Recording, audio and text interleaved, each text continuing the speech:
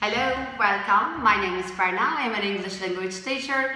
In today's video, I am going to talk about the concept of educational counseling and the aims and the purposes that we have. What do we want to do with educational counseling, or what is the aim of educational counseling? Today, I'm going to talk about them a little bit. So I think that you will get some information and you will answer the questions in your mind. Okay. So we can say that, as you know, more and more people have great problems about language learning in our country, unfortunately, yes. This is a depressing situation for our country and for our own citizens.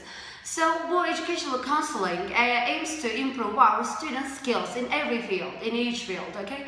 We don't mean, actually, I don't mean that you will improve just speaking skill or you will improve just your English. No, we will talk about lots of things together. We will discuss about a lot of different topics, a huge variety of topics, I can say.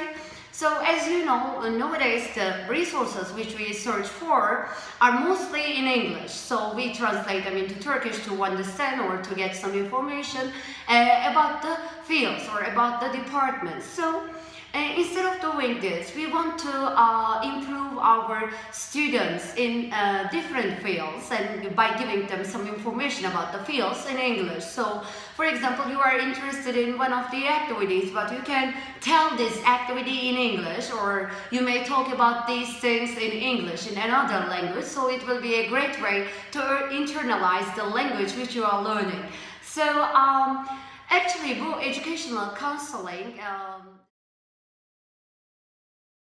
So I generally consider my students' levels and my students' pleasure. Okay, if my students are pleased with the program which they get or which they have, I feel happier. I feel glad. So in educational counseling, we try to change something, some common types in our country by giving some information about the different kinds of examinations such as IELTS and TOEFL, by improving your skills. So this is the very first thing, especially the very first thing or the most important thing for most students is self-confidence. Okay, so we have experienced it many times.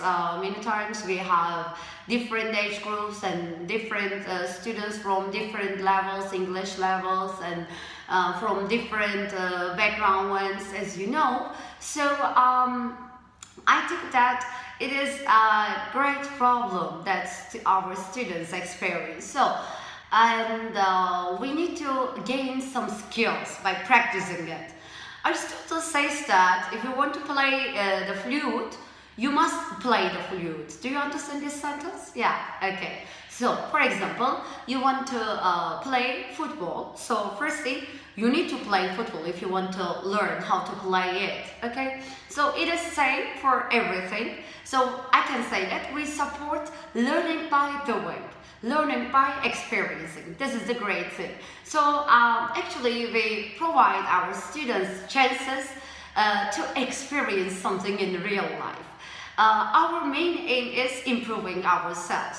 Not only our students, but also our teachers too. Okay, so as you know, learning is a lifelong process. So it is still going on, and it is always going on. So we can handle it together, I think. Okay, so thank you and goodbye.